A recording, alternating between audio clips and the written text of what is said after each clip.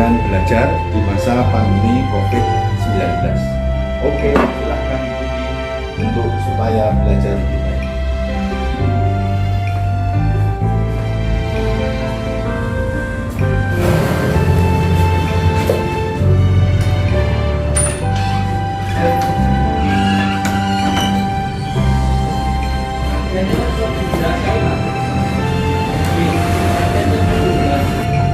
Ayo masuk semuanya supaya kita bisa mengikuti belajar efektif dengan baik.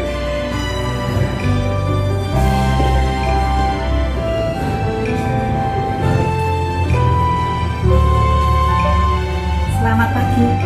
Kita mau ada kegiatan pembahasan tentang belajar efektif. Yuk.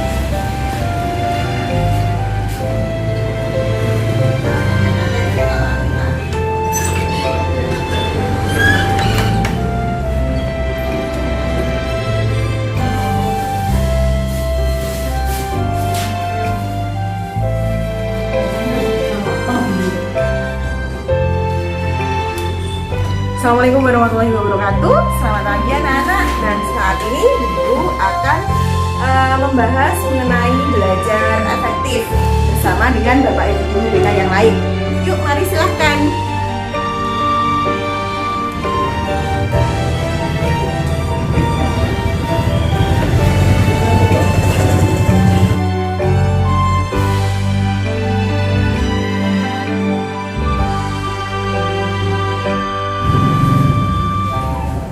Halo anak-anak, selamat pagi. Selamat berjumpa lagi dengan Bu Esther, guru bimbingan konseling SMP Negeri 1 Sukoharjo. Sehat-sehat semua kan? Itu harapan Bapak Ibu guru BK semua di sini ya. Anak-anak, pada kesempatan ini Bapak Ibu guru BK akan membekali kalian dalam rangka menghadapi persiapan PTS nanti, yaitu tentang cara belajar efektif. Mari kita ikuti bersama-sama.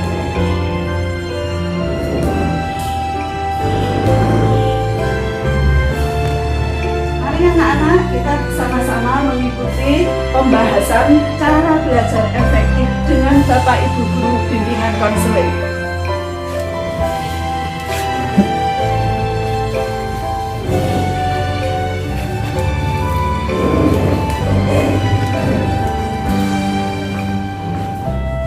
Nah, ini Bapak Ibu guru bimbingan konseling sudah siap untuk menyampaikan materi cara belajar efektif kepada anak-anak semua.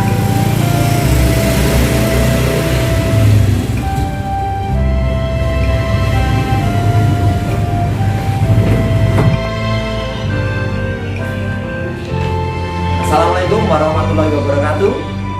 Ketemu lagi dengan Pak DJ atau Pak Derajat.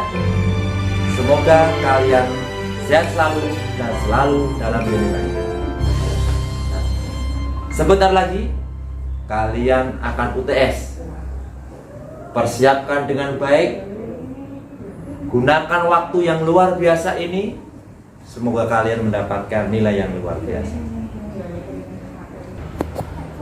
Ayo ikuti Pak Derajat dalam layanan bimbingan konseling. Ayo cus.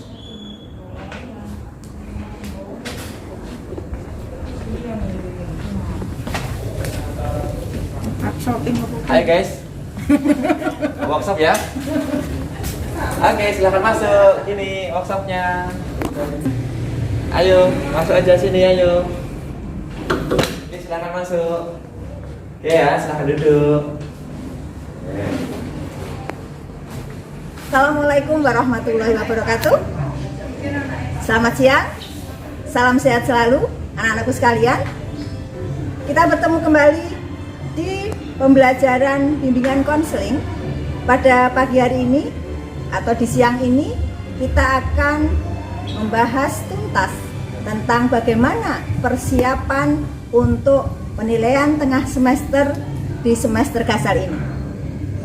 Bagaimana kalian harus memanfaatkan waktu untuk belajar secara efektif, mempersiapkan diri untuk mengukur sejauh mana keberhasilan kalian belajar kurang lebih 3 bulan terakhir ini. Maka dari itu, anakku sekalian, di materi bimbingan konseling siang ini kita akan membahas tentang persiapan belajar menghadapi tes penilaian tengah semester dengan materi belajar efektif bersama Bapak Ibu Guru BK. Anak-anakku sekalian, Bapak Ibu Guru BK saat ini akan memberikan layanan kepada kalian bagaimana kalian belajar efektif untuk menghadapi penilaian tengah semester. Oleh sebab itu, simak dengan baik, kemudian laksanakan dengan semangat dan motivasi yang tinggi. Sukses untuk kalian semua dan selamat mengikuti. Assalamualaikum warahmatullahi wabarakatuh.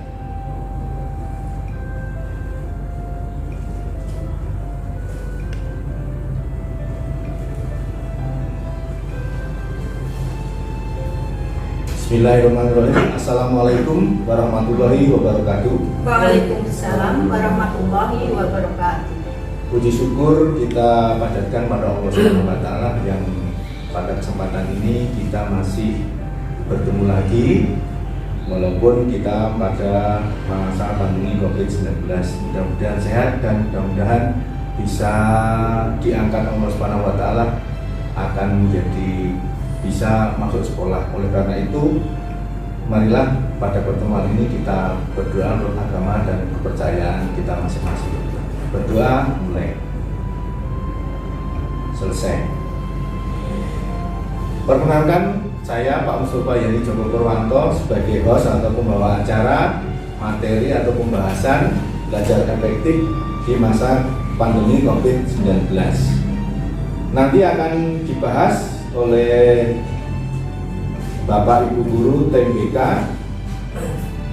yang terdiri dari yang pertama Ibu Dr. Anda Esther Mariatun MPD.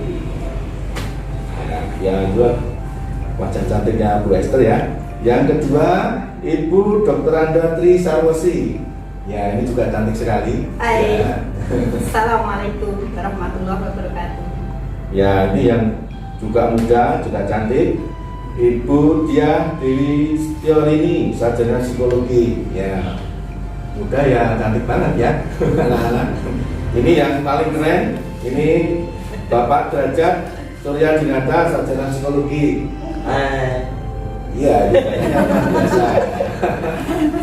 Ya, adalah Bapak Ibu guru oleh tim bimbingan konseling. Nah, pastikan jangan kemana-mana, ikutilah penjelasan berikut ini. Sorry ass DJ.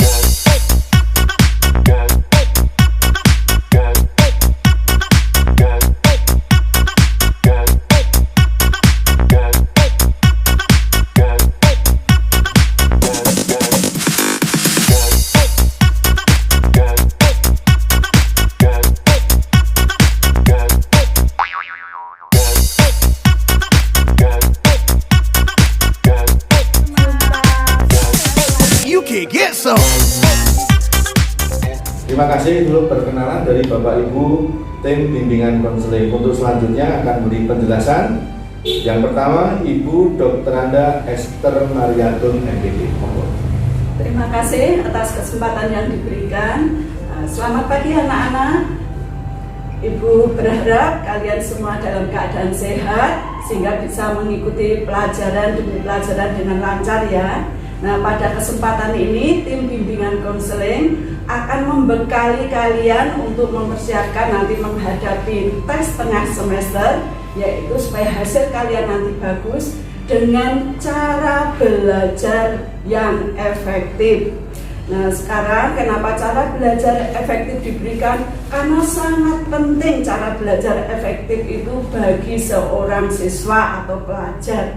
Mengapa cara belajar efektif itu penting bagi siswa? Memang cara belajar efektif itu banyak cara dan perlu perjuangan.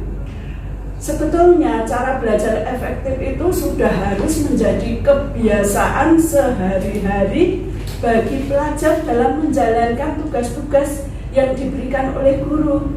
Dan belajar efektif itu sangat membantu siswa dalam mengingat pelajaran sehingga hasil ulangan dan ujiannya akan baik dan sesuai dengan yang diinginkan.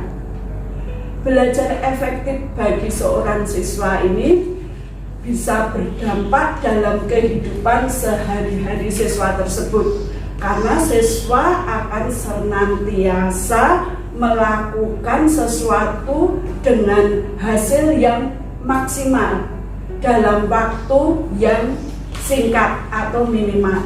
Dan ini sudah terbukti pada siswa SMP Negeri 1 Sukoharjo. Sudah realita anak-anak, yaitu Bapak Ibu guru dalam memeriksa ulangan harian siswa bagi siswa yang sudah melaksanakan cara belajar efektif, kagum melihat tulisan siswa sini itu, karena tulisannya itu bagus, rapi, jawabannya lengkap sesuai yang ditanyakan oleh Bapak Ibu guru mapel. Hasilnya maksimal 100 atau A. Tapi ternyata siswa tersebut itu pada waktu menerima hasil masih merasa kurang puas. Dia karena sudah terbiasa selalu mendapat hasil maksimal, jadi kalau ada kurang sedikit saja itu masih kurang puas. Itu dampak dari cara belajar yang efektif. Selalu pengen mengerjakan sesuatu dengan hasil yang maksimal. Bagi siswa yang belum melakukan cara belajar yang efektif akan rugi, karena dia akan rugi waktu, juga rugi tenaga, dan berdampak buruk bagi siswa tersebut. Kan akhirnya akan tertinggal dari teman-temannya, dan orang tua juga merasakan dampaknya. Orang tua yang membiayai juga akan rugi. Demikian anak-anak yang bisa Ibu sampaikan, mengapa cara belajar efektif itu penting bagi seorang pelajar. Terima kasih atas perhatian.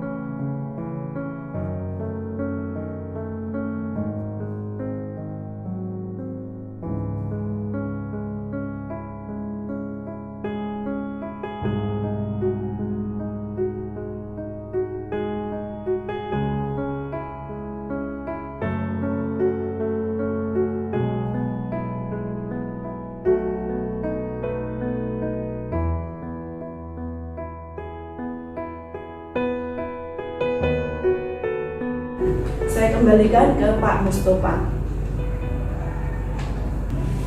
Ya, terima kasih Bu Esther yang menegaskan tentang pentingnya belajar efektif untuk dilakukan setiap hari oleh anak-anak semua. Untuk itu, yang kedua, Ibu Dr. Anda Tri Sarposi. Terima kasih Pak Mustofa atas waktunya untuk saya menyampaikan dampak besar dari belajar efektif. Baik, remaja tangguh, cerdas, dan luar biasa. Berikut Bu Tri Sarposi akan menyampaikan beberapa dampak positif. Karena belajar efektif itu pasti dampak adalah dampak yang positif. Meskipun kita mengetahui dampak itu ada negatif dan positif. Karena ini untuk memotivasi kalian semuanya supaya memiliki kebiasaan belajar efektif. Bu Guru akan sampaikan dampak besar yang kalian peroleh nanti seandainya kalian menerapkan belajar efektif. tentu saja ini sudah menjadikan strategi pilihan, karena efektif itu sudah hal yang terbaik dari beberapa resiko, itu yang terbaik untuk dipilih. Jadi berikut akan saya sampaikan bahwa positifnya belajar efektif yang pertama adalah memberi power. Ya.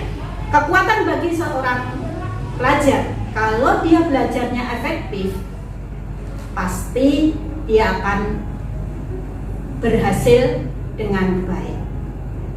Ya, jadi membuat kekuatan bagi individu itu. Karena apa? Dia sudah berbekal dengan strategi-strategi yang dia miliki. Otomatis dia bisa memanage dengan baik bagaimana pengaturan waktu yang dia pakai dalam belajar, sehingga waktu yang dia pakai sangat efektif pembelajaran yang dia peroleh. Jadi bukan berapa banyak waktu yang digunakan, tetapi waktu itu seberapa banyak dia memperoleh hasil belajar. Itulah belajar efektif.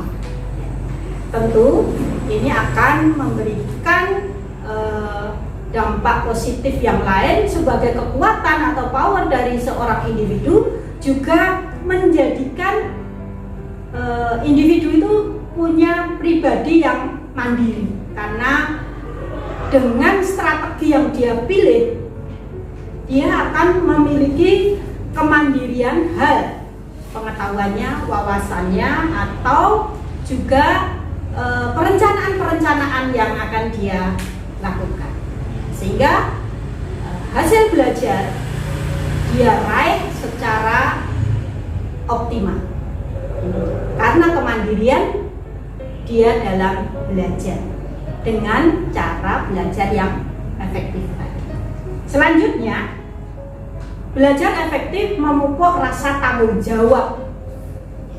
Karena strategi yang benar yang dia lakukan, maka segenap tanggung jawab dia sebagai pelajar dengan mempertanggungjawabkan masa depannya, cita-citanya, karirnya, atau pekerjaannya. Dia sudah memiliki wacana sejak awal. Jadi kemandirian dia membawa ke tanggung jawabnya, sehingga anak yang memiliki belajar yang efektif akan memiliki masa depan yang baik karena dia bertanggung jawab. Juga memiliki keterampilan yang mampu membuat dia itu cepat dalam memilah-milahkan mana yang benar, mana yang salah. Jadi prioritas bagi seseorang itu dia miliki. Siswa atau remaja yang belajar efektif jelas sudah memiliki keterampilan yang sangat efektif dalam menentukan prioritas, maka kesuksesan itu akan dia raih. Ini dari salah satu alur bagaimana dampak positif dari belajar efektif. Saya kira itu anak-anak ya, remaja yang tangguh, cerdas dan berkualitas. Terima kasih.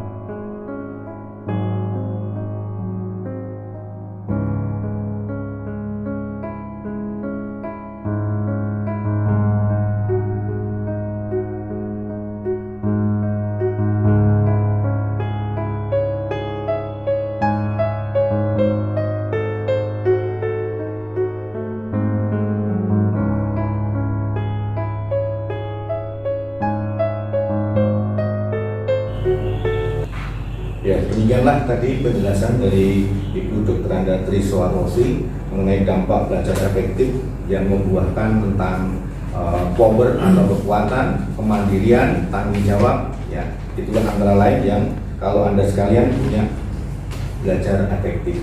Selanjutnya kita ikuti penjelasan oleh Ibu Diah Dwi Setiorini, Sarjana Psikologi. Monggo. Nah, tadi sudah disampaikan oleh Bu Esther dan Bu Tri Sarwo. Sekarang ini mengenai hambatan-hambatan belajar efektif. Ada beberapa hambatan yang dialami siswa. Yang pertama, rasa malas. Nah, rasa malas itu mayoritas hampir semuanya dialami oleh siswa. Tetapi rasa malas itu bisa dihilangkan dengan motivasi. Nah, pastinya setiap siswa mempunyai motivasi, mempunyai cita-cita yang diharapkan. Kemudian yang kedua yaitu faktor lingkungan. Faktor lingkungan sangat berpengaruh terhadap belajar efektif. Misalnya saja karena kalian saat ini banyak kegiatan yang di rumah, pastinya harus pintar-pintar dalam memilih teman. Apabila bermain juga harus pintar-pintar dalam memilih teman. Karena apa? Karena apabila kalian salah dalam memilih teman, pastinya akan berpengaruh pada kegiatan belajar kalian. Selanjutnya yang ketiga, faktor keluarga. Faktor keluarga, apabila keluarga tidak harmonis dan keluarga tidak mendukung adanya pendidikan PJJ ini, itu sangat berpengaruh terhadap keefektifan dalam hal belajar. Dan yang terakhir yaitu perihal perekonomian. Perekonomian sangat berpengaruh pada keefektifan belajar setiap siswa. Apabila anak yang berprestasi tetapi dia tidak perekonomiannya tidak mendukung, itu juga akan sangat berpengaruh. Nah, sekian Pak Mustafa, waktu saya kembalikan. Ya, terima kasih. Demikian penjelasan dari Bu Diah yang antara lain hambatan belajar efektif itu bisa dilihat secara pribadi, yaitu rasa malas. Dilihat dari sosial itu temennya kalau suka ngajak kemana-mana akhirnya nggak belajar, akhirnya akan mengganggu belajar efektif. Juga faktor keluarga, tentang keharmonisan keluarga, dan faktor ekonomi. Untuk selanjutnya, marilah kita ikuti penjelasan dari Bapak Derajat Surya Dinata, Sarjana Psikologi.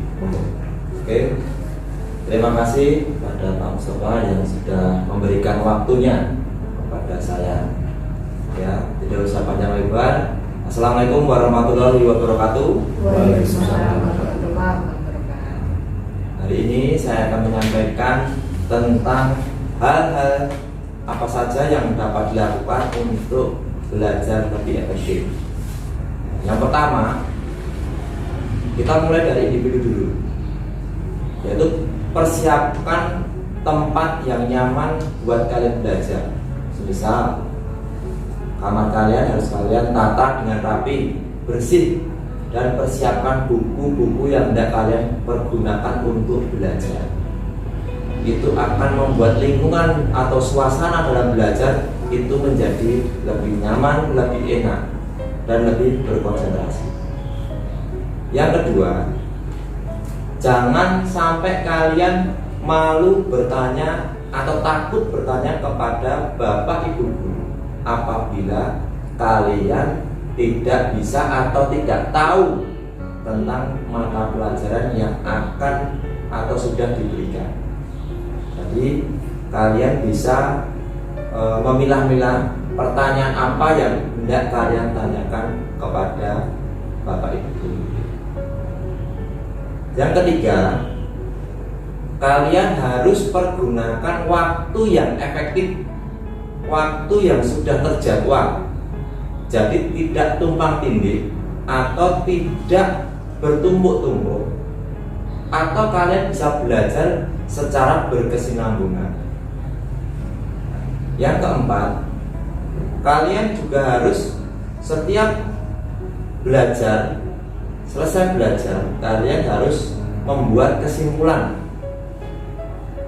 Misalkan pelajaran IPA, akhirnya kalian membuat kesimpulan-kesimpulan yang bisa kalian lebih memahami.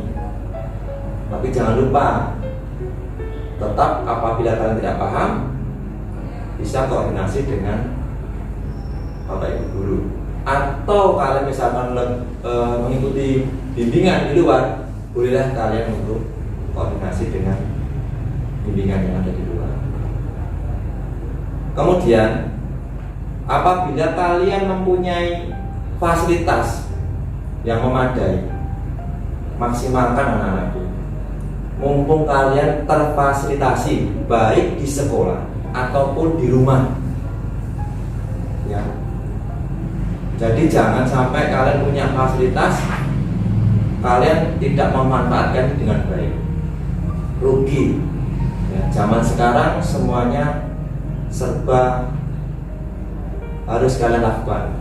Fasilitas apapun yang segera kalian pergunakan dengan baik. Dan yang terakhir, yaitu restu dari orang tua kalian, restu dari bapak ibu guru kalian. Itu hal yang sangat-sangat luar biasa untuk kesuksesan kalian. Ya, anak-anakku, raihlah cita-citamu dengan titik darah penghabisan, dengan perjuangan yang ingin kalian lakukan. Raihlah dengan luar biasa semangat demi masa depanmu. Jangan ikut-ikutan orang lain yang tidak berguna. Oke, sekian dari saya. Terima kasih. Semoga sukses buat kalian. Assalamualaikum warahmatullahi wabarakatuh. Waalaikumsalam warahmatullahi wabarakatuh. Demikian yang disampaikan Bapak Derajat, yang antara lain menekankan tentang secara pribadi anak-anak harus punya ruang belajar sendiri, kemudian belajar bisa menyimpulkan dan bahkan bisa mengetahui materi atau ulangan yang akan keluar itu apa, ya. Saya kemudian bisa memanfaatkan fasilitas-fasilitas yang ada. Kemudian yang tidak kalah pentingnya dengan Bapak Ibu guru, kamu harus bertanya kalau tidak jelas, ya. Di kelas jangan rame, jangan diem saja, tapi kamu kalau belum jelas tanya, dan lain seperti itu. Demikianlah pembahasan dari tim bimbingan konseling yang sudah disampaikan oleh Bapak Ibu guru bimbingan konseling. Selanjutnya, marilah pada kesempatan ini yang penting anak-anak bisa melaksanakan, memahami dalam kehidupan sehari-hari. Terima kasih. Terus penutupnya, terima kasih Ibu Kepala Sekolah yang mendukung terselenggaranya pembahasan belajar efektif di masa pandemi COVID-19 ini dengan terselenggara dengan baik. Untuk selanjutnya, harapan kami pada anak-anak setelah mengikuti penjelasan dari Bapak Ibu guru bimbingan konseling ini, Anda bisa melaksanakan belajar efektif dengan harapan Anda mendapatkan nilai besoknya penilaian tengah semester, ya perkiraannya 95 sampai 100 atau istimewa yang bisa Anda peroleh. Nah, termasuk juga kalau ada pekerjaan atau tugas dari Bapak Ibu guru juga Anda laksanakan, diselesaikan dengan waktu yang sesuai dengan tugasnya dan benar. Seterusnya Anda persilahkan untuk mempraktekkan belajar sampai Anda lulus nantinya dari SMP Negeri 1 Sukoharjo, sehingga Anda bisa sukses dan masa depannya cerah seperti apa yang dikatakan Pak Derajat. Amin. Sekian dulu. Wassalamualaikum warahmatullahi wabarakatuh. Assalamualaikum.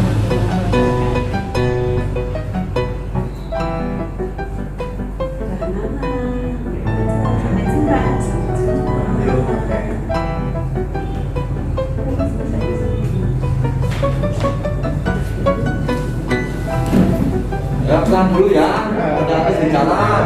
Ya. Sama-sama, terima kasih. Terima kasih Gusti Jo. Thank you very much.